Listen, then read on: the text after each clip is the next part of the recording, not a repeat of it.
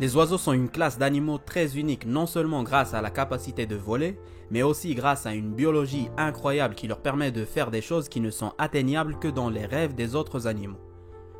Ils sont uniques à tous les animaux car ils ont des ailes et des plumes. Ils sont très limités dans ce qu'ils peuvent faire à cause de leur morphologie, mais cette même morphologie leur permet de faire énormément de choses que les autres espèces ne pourraient jamais faire. C'est vraiment paradoxal. La grande majorité des espèces d'oiseaux ont la capacité de voler, une compétence rendue possible grâce à l'évolution des ailes, des plumes et d'un certain nombre de facteurs et d'adaptations. Cependant, certaines espèces comme le kiwi ont perdu la capacité de voler en raison de leur évolution dans un environnement où le vol n'était pas nécessaire.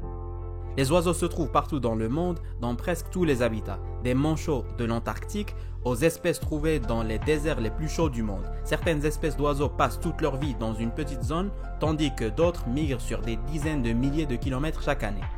Leurs couleurs, leur comportement et leur diversité sont spectaculaires et il est difficile de trouver un spectacle plus impressionnant qu'un oiseau glissant sans effort sur le vent des montagnes.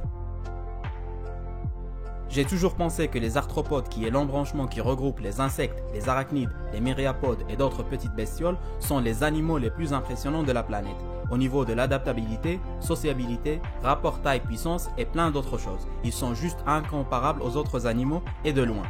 Mais je pense que si je dois choisir un autre groupe d'animaux pour le mettre en deuxième place, je dirais les oiseaux. Et si tu te dis non, mais pourquoi pas les félins ou les reptiles, ils sont plus majestueux, je te dis non. Ceci est un marabout.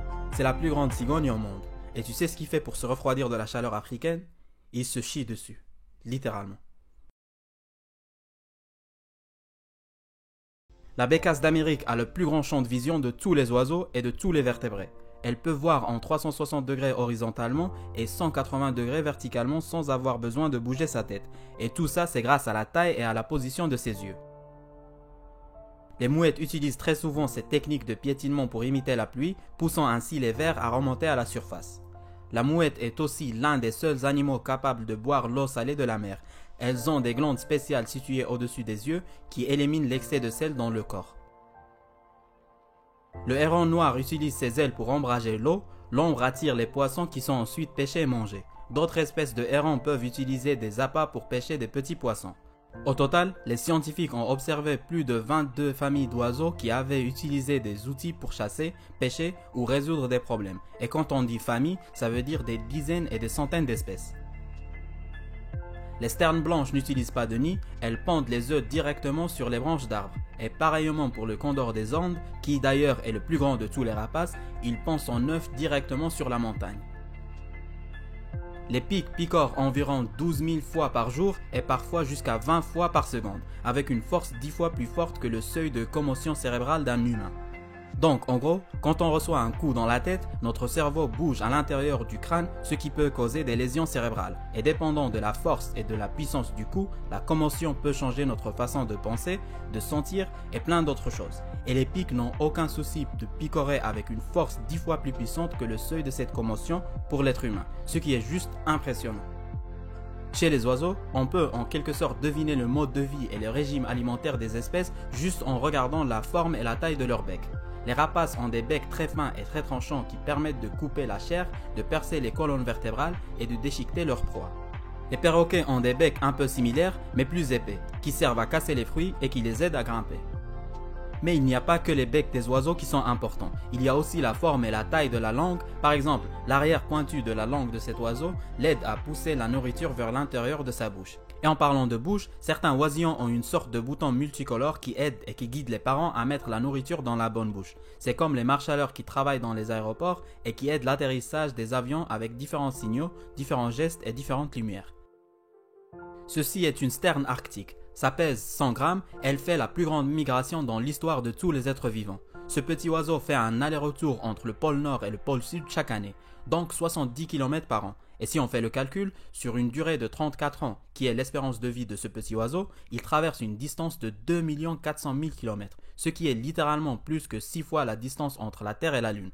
Donc la sterne arctique pourrait faire 3 allers-retours entre 2 objets célestes, ce qui est juste incroyable. En comparaison, l'homme qui vit plus que 2 fois plus longtemps qu'une sterne ne traverse que 170 000 km dans sa vie, ce que la sterne peut faire en 2 ans et demi. La frégate Superbe peut littéralement dormir en volant, elle peut dormir jusqu'à 45 minutes par jour, mais elle ne dort que 10 secondes à la fois. C'est ce qu'on appelle le sommeil paradoxal. Contrairement aux humains et aux mammifères de manière générale qui profitent d'une longue phase de sommeil paradoxal pour une perte complète du tonus musculaire, chez les oiseaux, ça ne dure que 10 secondes et c'est peut-être un compromis évolutif à faire pour ne pas manquer de nourriture comparé à un vrai sommeil. L'albatros hurleur possède la plus grande envergure de tous les oiseaux, et grâce à cette envergure qui peut atteindre jusqu'à 3,7 mètres, il peut parcourir jusqu'à 1000 km par jour, ce qui est l'équivalent de 18 allers-retours de la Terre à la Lune au cours de sa vie de 50 ans. Il peut voler et planer jusqu'à 12 000 km en un seul voyage et maintenir une vitesse de 127 km par heure. Ils font le tour du monde en 46 jours et peuvent rester jusqu'à 6 ans sans toucher le sol. Et bien sûr, ils vont pas passer 6 ans dans l'air, ils vont aller dans les différents océans pour pêcher. Mais si tu te demandes quel est l'oiseau qui peut voler le plus longtemps, tu auras ta réponse ici. C'est l'hirondelle commune. Elle peut voler jusqu'à 10 mois sans arrêt, et elle peut atteindre une vitesse de 111 km par heure, ce qui la rend l'oiseau le plus rapide au monde. Bien sûr, il y a plusieurs espèces qui peuvent largement dépasser cette vitesse, mais elles trichent en utilisant différentes techniques d'aviation. Les courants d'air, les vols gradients ou les vols en piqué comme le faucon pèlerin qui atteint une vitesse de 396 km par heure dans son vol vertical, ce qui est juste incroyablement injuste pour les proies qui ne peuvent même pas réagir. Le diamant mandarin originaire de l'Australie a la capacité de communiquer avec ses petits qui ne sont même pas encore nés. Quand il fait trop chaud, les parents ont la possibilité de ralentir la croissance des poussins dans la période de l'incubation avec des champs spéciaux. Parce qu'ils savent que les petits ne vont pas pouvoir survivre à la chaleur externe, du coup les œufs croissent plus lentement grâce à la chanson spéciale émise par les parents.